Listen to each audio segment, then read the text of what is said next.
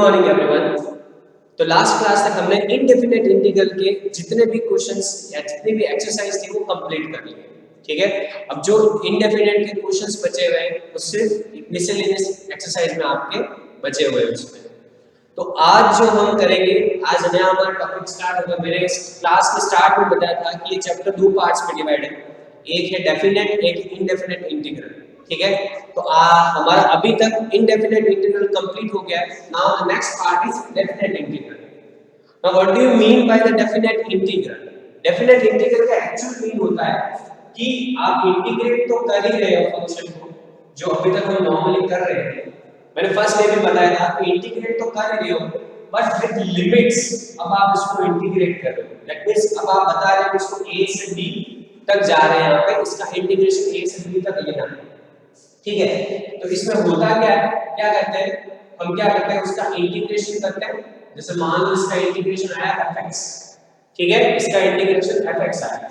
अब आप क्या करोगे, इसमें a से b तक जाओगे, तो इस a से b तक जाओगे। ठीक है, अभी तक हमने नॉर्मली इंटीग्रेट किया है। अब हम क्या करेंगे, इसमें पहले अपर लिमिट पुट करेंगे। b को अपर लिमिट बोलते हैं, इसको लोअर लिमिट बोलते हैं। तो आप पहले अपर लिमिट पुट करोगे f ऑफ b, ठीक है, फिर क्या करोगे माइनस करोगे f ऑफ a। ये इसका इंटीग्रल होता है डेफिनेट इंटीग्रल। ठीक है, आप ऐसे इसका इंटीग्रेट करके ऐसे सॉल्व करके करते हैं।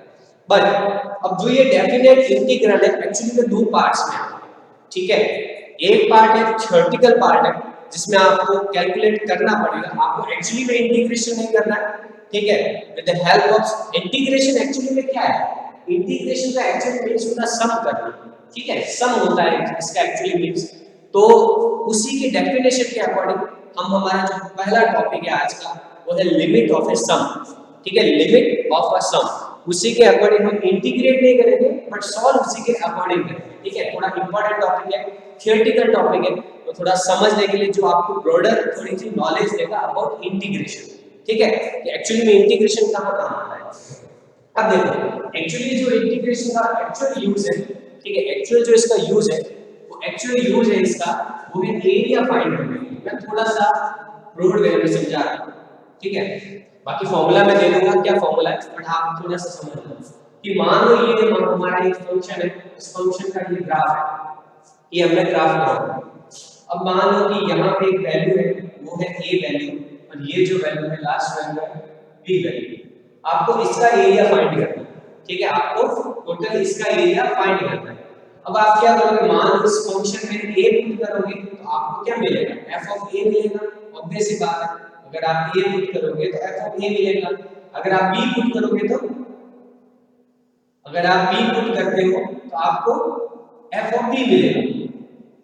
ठीक है, तो जो वैल्यू आपने पुट करी आपको वही मिलेगा। a पुट किया तो f ऑफ a मिला, b पुट किया तो f ऑफ b मिला।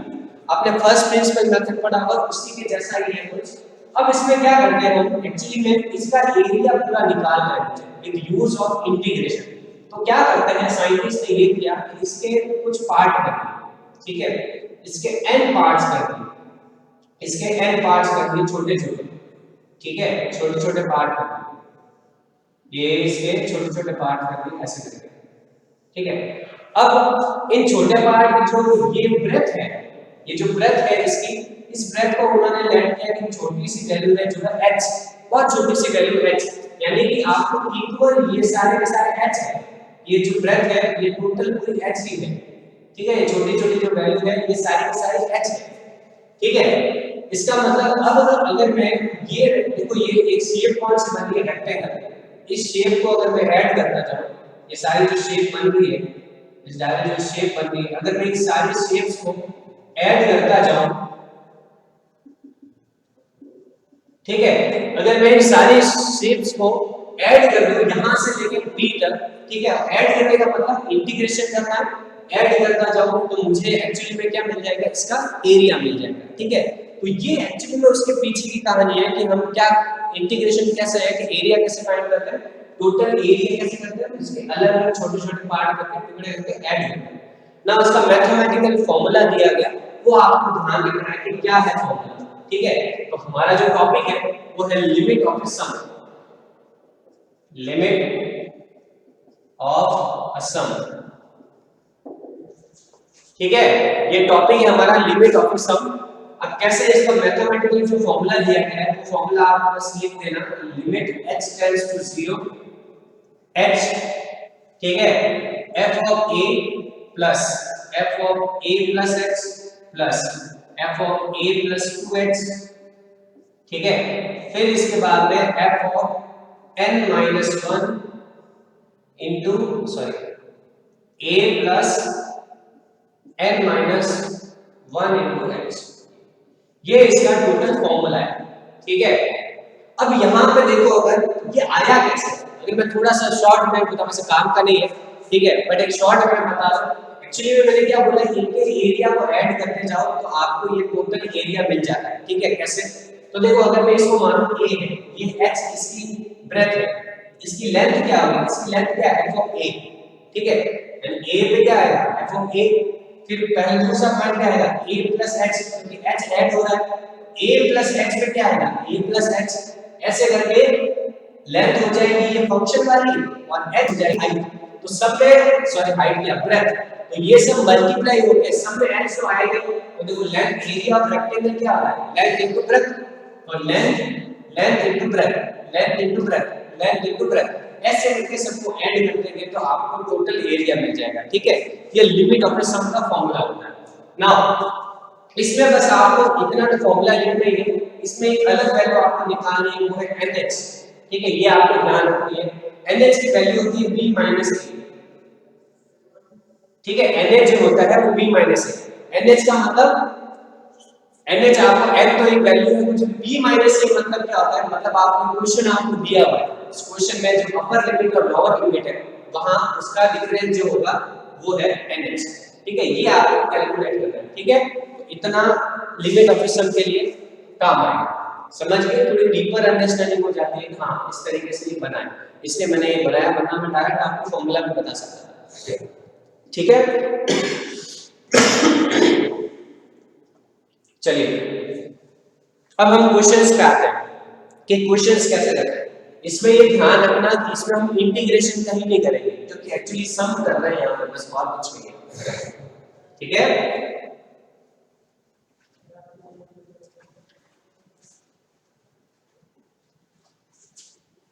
चलिए अब क्वेश्चंस पे आते हैं। हमारा जो सबसे पहला क्वेश्चन है एक्सरसाइज का, ठीक है, इसमें हम 2-3 क्वेश्चन ही करेंगे, उससे ज्यादा कोई ज्यादा है नहीं इसमें, इंपॉर्टेंट टाइप करेंगे, आप बाकी ट्राई करना। देखो फर्स्ट क्वेश्चन जो है मैं वही करवा रहा हूं पहले।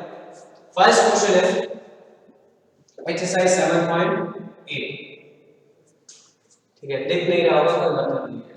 एक्सरसाइज 7.8 यहां पे, एक्सरसाइज 7.8 ये, चलिए इसका फर्स्ट क्वेश्चन है x dx a से b, ठीक है।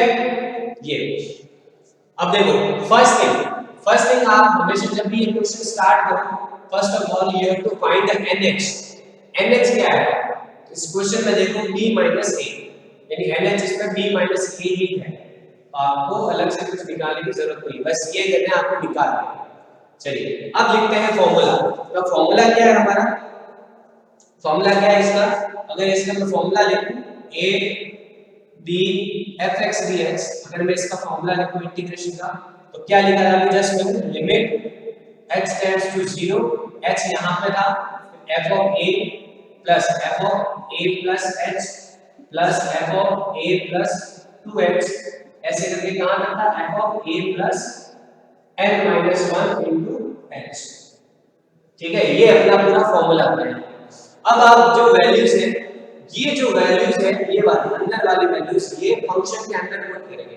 हमारा फंक्शन कौन है, ये, इसमें पुट करेंगे। तो चलिए करते हैं, यानी a से b x dx, ये limit h tends to 0, h की जगह h लिखना है।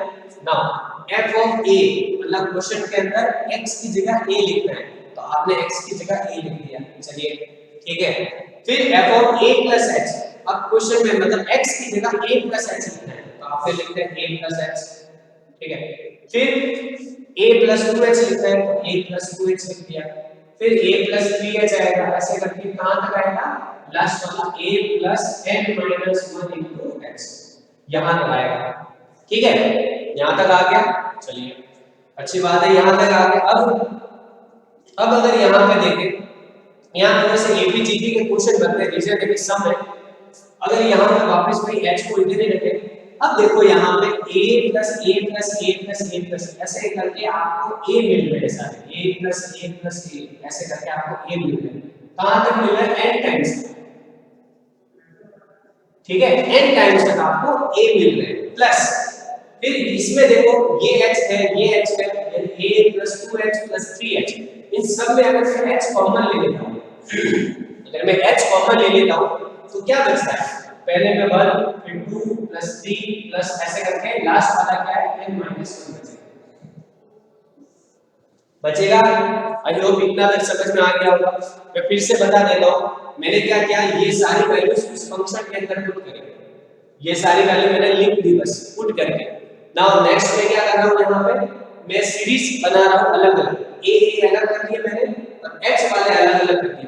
जब h वाले अलग करूंगा इस सब में h कॉमन आएगा तो 1 2 3 करके यहां तक आएगा। अब आपने है ना 10th क्लास में एक फार्मूला पढ़ा होगा, 10th क्लास में एक फार्मूला पढ़ा होगा। देखो पहली बात तो ये, अगर मैं a को n टाइम s ऐड करूं तो क्या आंसर आएगा? जैसे मैं 1 को मान लेते हैं यहां 1 है, 1 को मैं 100 टाइम ऐड करूं तो क्या आंसर आएगा? 100 आएगा। मतलब एक वैल्यू को जितने टाइम्स ऐड करते हैं वो उसका उतना ही टाइम्स हो जाता है। जैसे अगर मैं 2 को 100 टाइम ऐड करूं तो क्या आएगा? 200 आएगा। It means 2 into 100। तो इसका मतलब अगर a को मैं n टाइम्स ऐड करूं तो क्या आएगा? a into n, ये आ गया। Plus h common. अब देखो यहां पे ये एक AP बनती है और AP में क्या होता है, अगर AP में अगर आपको फर्स्ट टर्म और लास्ट टर्म पता है, टोटल नंबर ऑफ टर्म्स पता है, तो एक फॉर्मूला आपने पढ़ा होगा कौन सा सम का, कि नंबर ऑफ टर्म्स अपॉन में 2 फिर first term plus last term, ये आपने फॉर्मूला पढ़ा होगा। ठीक है, तो हम वही फॉर्मूला अप्लाई करेंगे यहां पे। तो क्या फॉर्मूला है? फर्स्ट नंबर ऑफ टर्म्स कितने इसमें? n minus 1, n minus 1 upon में 2, ये हो गया। फिर इसके बाद में क्या है? a यानी first term plus last term, first term plus last term upon कुछ नहीं। ठीक है, और ब्रैकेट क्लोज। नाउ अगर हम इसको कैलकुलेट करें, इसकी अगर कैलकुलेशन करें तो क्या बनेगा? इसकी कैलकुलेशन करें तो क्या बनता है? तो देखो ये n बन जाएगा। ठीक है, तो चलिए एक नाम बन जाएगा हमारा नाम है लिमिट h टेंड्स टू 0। फिर इसके बाद h को ऐसा कैसे लिखा, फिर यहां पर थोड़ा an प्लस। हां अब देखो, अब मैंने क्या किया, देखो 1 में से बन गया 0 बन गया।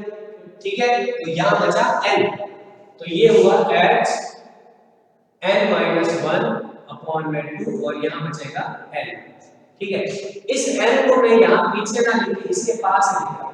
ठीक है, nh बना रहा हूं मैं। एक्चुअली में क्वेश्चंस में जहां जहां h होगा वहां nh बना दूंगा। ठीक है, एक nh अपना बन गया। सही, अब है ना इस h को अंदर मल्टीप्लाई करते हैं, इस h को अंदर मल्टीप्लाई करते हैं तो देखो क्या बनेगा। अगर मैं अंदर मल्टीप्लाई करता हूं तो लिमिट h टेंड्स टू 0, इस h इससे मल्टीप्लाई हो क्या बनेगा? a n h, ये बन गया। ठीक है, फिर इसके बाद में ये h है ना इससे मल्टीप्लाई होगा तो मैं क्या कर रहा हूं, ध्यान से देखना, एक तो nh अपॉन 2, ये मैं nh अपॉन 2 अलग से लिख रहा हूं और इस वाले h को इससे मल्टीप्लाई कर रहा हूं, ये बन जाएगा nh minus h। I hope समझ में आ गया होगा। हम ऐसे मल्टीप्लाई कर सकते हैं। ठीक है, क्या क्या मैंने इस an से h मल्टीप्लाई किया तो anh बन गया। ठीक है, और इस h को इससे मल्टीप्लाई किया, देखो जब दो टर्म्स होते हैं, देखो ध्यान से समझना, यहाँ है 2 और यहाँ है 3 प्लस 5 into 3, ये ऐसा मान लो, ये दो टर्म मल्टीप्लाई करना ऐसा। तो आप ऐसा कर सकते हैं ना, इस 2 को इससे मल्टीप्लाई करके इस 2 को मैं इन दोनों में से किसी से भी मल्टीप्लाई करूं, इन दोनों में से किसी से भी मल्टीप्लाई करूं, आंसर तो सेम ही आना। भले मैं 5 से मल्टीप्लाई करके 10 into 3 लिखूं या फिर मैं इसको 5 into 6 लिखूं, बात तो वही है ना। तो मैं वही कर रहा हूं यहां पे। देखो मैं h nh अपॉन 2 को अलग से लिख दिया, मैंने इस h को इन दोनों से अंदर वाले से मल्टीप्लाई किया। ठीक है, तो ये समझ में आ गया होगा। चलिए अब इतना हो गया। चलिए अब नेक्स्ट जो है हमारा नेक्स्ट जो है, अब देखो, अब अगर मैं पुट करता हूं h टेंड्स टू 0, तो जहां जहां NH है वहां लिख दो आप b माइनस a, और जहां h है सिर्फ h है वहां 0 पुट कर दो। देखो क्वेश्चन क्या बन गया, यहाँ पे आंसर आ गया, लिमिट तो हटा दी, तो आंसर आ जाएगा वो है a NH, NH मतलब b माइनस a, a यानी b माइनस a, फिर NH की वैल्यू वापस से b माइनस a अपॉन में 2, फिर NH यानी वापस से b माइनस a और h की वैल्यू है 0। ठीक है, ये अब इसको और फर्दर सॉल्व करें तो देखो b माइनस a कॉमन आ रहा है, b माइनस a मैंने कॉमन ले लिया पूरा बाहर, यहाँ बचेगा a प्लस यहाँ बचेगा b माइनस a अपॉन में 2। ठीक है, और सॉल्व करें, और सॉल्व करें देखो 2a बन जाएगा। ठीक है, 2a में से a गया तो a बचेगा, मींस मैं यहाँ पे ये लिख देता हूँ b प्लस a अपॉन में, ठीक है ये, और इसका फर्दर सॉल्यूशन करें a प्लस b तो a माइनस b मतलब b square minus a square upon में 2, ये इसका प्रॉपर सॉल्यूशन है। ठीक है, देखो थोड़ा सा लगेगा तुम्हें क्योंकि अभी तक जो हम इंटीग्रेशन करते आ रहे थे वो डायरेक्ट था। ठीक है, और जो चीजें डायरेक्ट होती है वो थोड़ी इजी लगती है, दैट मींस साइन का cos कर दिया आपने, उसका ये कर दिया, उसका वो कर दिया, ठीक है, वो डायरेक्ट थे। ठीक है, बट एक्चुअली मैथमेटिशियंस ये थे कि इनिशियली क्या चीजें थी वो क्रिएट करना, वो थोड़ा सा नॉलेज होना बहुत जरूरी है। ठीक है, इसलिए एक्सरसाइज है इसी बेस्ड पे है कि भाई एक्चुअली में इसका यूज क्या है। ठीक है, एक्चुअली में इसका यूज क्या है, तो देखो अगर मैं इसका थोड़ा सा इजी करता भाई, इसने b और a दे दिया तो थोड़ा सा क्या बोलते हैं वेरिएबल्स में हमारे लिए टफ रहता है, बट एक्चुअली में टफ नहीं है, बस प्रोसेस है। देखो फॉर्मूला है, ये फॉर्मूला पुट किया मैंने, NH की वैल्यू ये है, आप क्या करोगे सीरीज बनाई यहाँ पे अलग अलग और फॉर्मूला लगाया मैंने वो AP वाला। अब बस यहाँ पे अरेंज करना है, और अरेंज क्या करना है, मुझे एक्चुअली में NH बनाना है क्वेश्चन के अंदर, जहां जहां NH बन सकता है वहां मैं ट्राई करूंगा। एक NH यहाँ बना, फिर बाकी वाले NH यहाँ बनेंगे, जहाँ NH की वैल्यू क्या थी b माइनस a, और जहाँ h बचा है उसकी जगह मैं 0 पुट करूंगा। ठीक है, तो ये क्वेश्चंस का सॉल्यूशन ये हो गया फर्स्ट। ठीक है, इसमें आपको ज्यादा क्वेश्चंस करने की जरूरत नहीं है। ठीक है, ज्यादा क्वेश्चंस करने की जरूरत नहीं है, आपको बस थोड़े बहुत क्वेश्चंस देख रहे हैं, मैं एक इंपॉर्टेंट क्वेश्चन करवा देता हूँ। ठीक है, इतना ही करना आप इसमें, उससे ज्यादा करने की जरूरत नहीं है। ठीक है, ज्यादा कोई मींस नहीं रखते।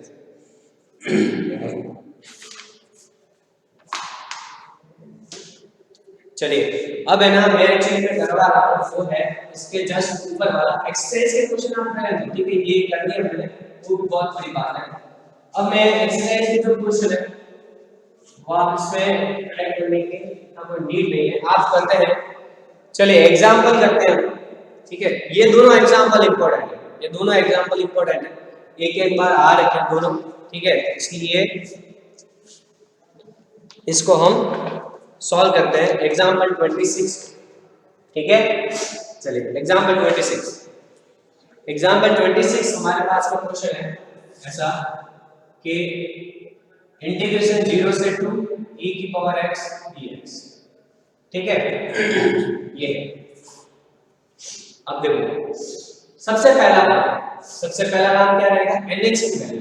NH क्या आएगा बताओ, b माइनस a मतलब 2 में से 0 गया, NH की वैल्यू आपको मिल गई। ठीक है, ये तो आपको मिल गई। ठीक है, NH आपको मिल गया। चलिए ये इजी है। चलिए अब हम क्या करेंगे, फॉर्मूला लगाते हैं। ठीक है, इंटीग्रेशन ऑफ 0 से 2 ex dx, इसका फॉर्मूला क्या आएगा, limit x tends to 0 h f of a यहां पे कितना है 0, तो f of 0 plus f of 0 plus h plus f of 0 plus 2h, ऐसे करके कहां तक है f of 0 plus n minus 1 into h, यहीं तक है। ठीक है, ये अपने फॉर्मूला लिख लिया। अब f ऑफ 0, ठीक है, तो 0 पुट करके देखते हैं इस फंक्शन में, इसी फंक्शन में e मतलब x की जगह 0 लिखना है, तो ये बन गया लिमिट h टेंड्स टू 0। एक बात ध्यान रखना, मैं h की वैल्यू सबसे लास्ट में पुट करूंगा। ठीक है, तो ये हो गया 0 पुट करेंगे तो e की पावर 0 हो गया, प्लस, फिर आप 0 प्लस h क्या था एक्चुअली में h तो होता है ना, आपने h पुट किया e की पावर h प्लस e की पावर 2h प्लस e की पावर 3h ऐसे करके e की power n minus 1 into h तक जाएगा ऑब्वियस सी बात है, ठीक है। अब अगर आप यहाँ पे देखें, अगर यहाँ पे देखें तो यहाँ थोड़ी सी चीज डिफरेंट हो जाती है। डिफरेंट ये हो जाती है कि यहाँ पे अगर आप ध्यान से देखें, ऑब्जर्व करके, तो ये जो टर्म है फर्स्ट टर्म, हर एक टर्म है ना, ये फर्स्ट टर्म अपना 1 e की पावर 0 मतलब किसी की पावर 0 क्या होता है 1, हर एक वैल्यू e की पावर h से मल्टीप्लाई हो रही है और एक नहीं हो रही, इसको मैं e की पावर h से मल्टीप्लाई करूं तो क्या है e की पावर h, फिर इसको मैं e की पावर h से मल्टीप्लाई करूं, तुम्हें पता है कि e की पावर h को अगर मैं e की पावर h से मल्टीप्लाई करूं तो पावर क्या होती है, ऐड होती है, तो ऐड होके क्या बना 2h बना, फिर इसको मैं वापस e की पावर h से करूंगा तो 3h बना। तो इट मींस ये है कि हर एक जो टर्म है उसके नेक्स्ट वाली टर्म कैसे बनी है, e की पावर h से मल्टीप्लाई होकर बनी है, ये आपको पता है ना। ये एक्चुअली में क्या है कांसेप्ट, ये कांसेप्ट है जीपी का। जीपी में क्या होता है, जीपी में होता है कि अगर आपके पास एक टर्म है a तो दूसरी टर्म क्या बनेगी आर से मल्टीप्लाई होकर, मैंने बताया था, फिर आर स्क्वायर फिर आर क्यूब ऐसे करके टर्म्स बनती है सारी, ठीक है। तो इसका अगर मैं आपको ये एक्चुअली जीपी होती है, ठीक है, ये जीपी होती है। अब आपको इसका सम निकालना है क्योंकि बीच में प्लस का साइन है, तो इसका फॉर्मूला होता है, फॉर्मूला ये होता है सम का a r की power n minus 1 upon r minus 1, ये इसका फॉर्मूला होता है। r यहां पे रिप्रेजेंट करता है ऐसा टर्म जिससे ये मल्टीप्लाई होता है, ठीक है, और a तो क्या होता है ऑब्वियसली फर्स्ट टर्म, r को हम कॉमन रेशियो बोलते हैं, ये अपना फर्स्ट टर्म होता है। तो इसके अकॉर्डिंग अगर आप देखें किससे मल्टीप्लाई हो रहा है, मैंने क्या बोला, ये मल्टीप्लाई हो रहा है e की पावर h से, ठीक है, हर एक टर्म e की पावर h से मल्टीप्लाई हो रही है। तो इट मींस आप इसको क्या लिखोगे, ये हो गया, ठीक है, h, ये अब इसका पूरा का फॉर्मूला बनेगा, क्या बनेगा, ये वाला फॉर्मूला बना, तो a यहां पे e की पावर 0 है, इट मींस 1, ठीक है, फिर ब्रैकेट में क्या आएगा r की पावर n मतलब e की पावर h और उसकी पावर n, यही है क्योंकि r हमारा क्या है यहाँ e की पावर h, फिर माइनस का 1, फिर इसके होल अपॉन में क्या है, इसके होल अपॉन में क्या है, इसके होल अपॉन में क्या r minus 1 that is e की पावर h माइनस 1, यही है, ठीक है। r अपना क्या है e की पावर h, तो बस ये ध्यान रखना है, ठीक है। ये अब अगर मैं इसको देखो फर्दर सॉल्व करता हूं तो अब मैंने क्या किया यहाँ पे, अब जहां जहां nh बन रहा है वहां nh बनाते हैं, तो देखिए लिमिट h टेंड्स टू 0, ये इंपॉर्टेंट क्वेश्चन है, आपका ध्यान रखना, ऐसा क्वेश्चन आया हुआ है तो ध्यान रखना, ये e की पावर nh बन गया, देखो 1 से मल्टीप्लाई करने कोई फर्क नहीं पड़ता, n into x nh बन गया, फिर माइनस का 1 अपॉन में e की पावर h माइनस 1। अब आप क्या करोगे यहाँ पे एक NH लिखा है बट इस H की वैल्यू मुझे कुछ पता नहीं, ठीक है, ये अपना NH है और इस H की वैल्यू मुझे कुछ पता नहीं है, ठीक है, इस H की मुझे वैल्यू कुछ पता नहीं, तो 0 पुट करेंगे तो क्या बनेगा, देखो 0 1 माइनस 1 0 बन जाएगा इनफिनिटी, इसलिए यहाँ पे देखो इस H को मैं क्या करता हूँ डिनोमिनेटर में भेजता हूँ, देखो क्या बनेगा limit x tends to 0 e की पावर nh माइनस का 1 अपॉन में e की पावर h माइनस 1 अपॉन में h। एक चीज आपको पता है कि अगर मैं कोई वैल्यू न्यूमरेटर में मल्टीप्लाई हो रही है उसको डिनोमिनेटर में डिवाइड में लिखेंगे, न्यूमरेटर में जो मल्टीप्लाई हो रही है उसको हम डिनोमिनेटर में डिवाइड में लिखेंगे, ये ध्यान रखना। तो ये अगर अब आप लिमिट लगाते हैं, ठीक है, तो ये आपने 11th का कंसेप्ट है एक्चुअली में, ये और ये 11th का कंसेप्ट है कि इसकी जब लिमिट x टेंड्स टू 0 और ये आपको फॉर्मेट लिखे कैसा e की power x minus 1 upon x और x टेंड्स टू 0, ठीक है, तो इसकी वैल्यू 1 होती है, ठीक है, ये आपको लिखना है, ठीक है, ये वैल्यू 1 होगी और NH की वैल्यू क्या है, NH की वैल्यू 2 है, आपने 2 पुट कर दिया, इट मींस e की पावर 2 माइनस 1 और अपॉन में 1 जो लिखने की जरूरत नहीं है, ठीक है, जो लिखने की जरूरत नहीं है। आप खाली यहाँ पे एक टर्म क्या लिखोगे अलग से, वो एक टर्म अलग से ये लिखना कि भाई limit h tends to 0 e की power h minus 1 upon h, इसकी वैल्यू क्या होती है 1, ठीक है, ये आपको लिखना है, इसकी वैल्यू 1 होती है। ये इंपॉर्टेंट क्वेश्चन में आता है, इसमें है ना आप ये बस एक दो क्वेश्चंस है, इतना टाइम ट्राई कर लेना काफी है मेरे हिसाब से, तो इसमें इतना काफी है, इससे ज्यादा करने की जरूरत नहीं है इसमें, ठीक है। और अगर एक बार और समझ में आ जाए तुम्हें, अगर और समझ में आए तो आपको आप है ना खाली इसका एग्जांपल 25 सॉल्व कर देना, ठीक है, और इसमें ज्यादा करने की जरूरत नहीं है, ठीक है, ज्यादा करने की जरूरत मतलब नहीं करना है, ठीक है, समझ गए। तो आप एक 26 तो मैंने करवा दिया ना, 25 आप खुद करके ट्राई करना, ठीक है, बुक में किया हुआ है, आप खुद ट्राई करके देख लेना। तो देखो कंसेप्ट अगर इसमें देखें तो कंसेप्ट एक्चुअली में ये है, कंसेप्ट एक्चुअली में इसमें ये है कि आपको ये फॉर्मूला है, ठीक है, ये वाला आपको NH निकालना, प्रोसेस बता रहा हूं मैं, NH निकालना, ठीक है, फिर फॉर्मूला ये है, फॉर्मूले में जो जो अकॉर्डिंग टू फंक्शन की वैल्यू पुट कर देते हैं, ठीक है, बीच में प्लस, फिर फॉर्मूला पुट कर देते हैं, फॉर्मूले में उसके अकॉर्डिंग आपको एपी मिलेगी जीपी मिलेगी, दो ही मिलती है खाली, ठीक है, ऐसा कुछ बनेगा, फॉर्मूला कुछ बनता है सम का, तो ये बन गया, ये जीपी का था इसलिए मैंने अलग से बताया क्योंकि ये थोड़ा जीपी का क्वेश्चन बन रहा था, तो ये आपकी टर्म बनी है, जीपी का फॉर्मूला ये होता है सम का, तो मैंने सम का फॉर्मूला लगा दिया यहाँ पे, ठीक है, यहाँ पे e की पावर x से मल्टीप्लाई हो रहा था, तो e की पावर x हमारा r हो गया, तो हमने वो यहाँ पे लिख दिया, फिर इसके बाद में जहाँ जहाँ NH का मतलब जहाँ NH का पहले, अब ये वापस मेरे को 0 दे रहा था, इसलिए मैंने h को अपॉन में दे दिया, तो एक वैल्यू ऐसी बनी है, ये वैल्यू जिसकी वैल्यू 1 होती है, जो अपने 11th क्लास का कांसेप्ट है, ठीक है, इसकी वैल्यू 1 होती है। इसलिए देखो अगर आपको ये नहीं पता है, ये क्वेश्चन बड़ा इसलिए बन जाता है कि ये 6 नंबर का हो सकता है ये क्वेश्चन, ठीक है, इतना सा क्वेश्चन आप पूरी इंटीग्रेशन पढ़ के जाओ, ठीक है, और इसको छोड़ के चले जाओ फिर लेने के देने पड़ जाएंगे, ध्यान रखना करके जाना है, मतलब कुल मिला के बस, और कुछ ये हो गया, फिर इसकी वैल्यू 1 होगी, बाकी NH बन जाता है, NH की वैल्यू 2 है।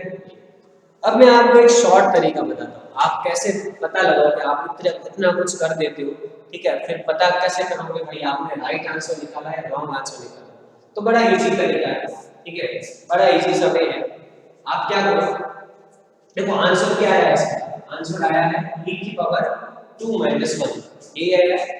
नाउ देखो मैंने एक बेसिक तरीका क्या बताया था, इनिशियली में इसका इंटीग्रेशन करते हैं, e की पावर x का इंटीग्रेशन क्या होता है, e की पावर x ही होता है, लिमिट है 0 से 2, अब आप अपर लिमिट पुट कर रहे हो एक बार, तो e की x की जगह 2 पुट कर दिया, माइनस फिर लोअर लिमिट पुट करो, तो e की पावर 0, तो किसी की पावर 0 होता है कितना होता है 1, यानी e की पावर 2 माइनस 1, तो आपने क्रॉस चेक भी कर लिया, ठीक है, और क्रॉस चेक कर देखो इन सब के पीछे ये है, ये ध्यान रखना, हम देखते हैं ना कि भाई खाना जब हमारे सामने खाना लाया जाता है तो हम देखते हैं अरे भाई इसमें टमाटर है, मिर्च है, ठीक है, इतना कुछ देखते नहीं, हम सब खाने में ध्यान रखते हैं, ये ऐसा किया था ना खा लिया, तो वही है, ये हमने लाया था हमने खा लिया, ठीक है, बट ये एक्चुअली उसके पीछे कैलकुलेशन है कि कितनी देर तवे पे रखा है, कितनी देर क्या रखा है, कितना मसाला डाला है, क्या कुछ किया है, ये सारी चीज हुआ है, ठीक है, तो माँ से पूछोगे तो वो बता देगी भाई कैसे कुकिंग की है, ठीक है, ये पूरा कुकिंग का प्रोसेस है, ये कुक कैसे हुआ है, और ये आपको बड़ा सा वो खाना मिला हुआ है जिसमें हम डायरेक्ट इंटीग्रेट करके वैल्यू करके सॉल्व कर देते हैं, ठीक है। तो आई होप कि आप इससे है ना एक्चुअली आपकी लॉजिकल रीजनिंग, ठीक है, इससे आपका इंटीग्रेशन बड़ा इजी होता है, आपकी एक देखो क्वेश्चन जितने ज्यादा सॉल्व कर बाहर दोगे दिमाग में, बाहर तो क्या जितना लॉजिकली आप थोड़ा बड़ा होगे दिमाग में, तो वो थोड़ा आपका दिमाग और उससे अच्छा काम करने लग जाएगा, ठीक है, और ये अगर एक्सरसाइज सॉल्व करते हो, ठीक है, एक दो आप खुद से अगर ट्राई करोगे तो और मजा आएगा, ठीक है, कि आप थोड़ा सा बेसिक चीज समझोगे, और मेरे लिए बेसिक समझाना ये चीज़ में और अच्छे तरीके से इसकी डीपर अंडरस्टैंडिंग साइंस फील्ड में होते तो और थोड़ा अच्छे से समझ आता, बट आपके इतना है नहीं यूज का, तो मैंने बस इसलिए इतना समझा दिया कि भाई ऐसा कुछ होता है। ठीक है, तो आई होप आपको समझ में आ गया होगा ये तो। ठीक है, इससे ज़्यादा कुछ समझना है नहीं। एक क्वेश्चन है जो मैंने बोला एग्जाम्पल 25 को सॉल्व कर देना, यही पे अपनी एक्सरसाइज 7.8 कंप्लीट हो। अगर आप ट्राई करना चाहो क्वेश्चंस तो ट्राई कर सकते हो, ठीक है, और मुझे पूछ लेना कि भाई हाँ कैसा ये ऐसा कुछ मैंने किया है और इसका आंसर ये राइट है या रॉन्ग है। अगर नहीं कर रहे हो तो कोई बात नहीं फिर भी, बट एग्जाम्पल 25 आपको सॉल्व करना है।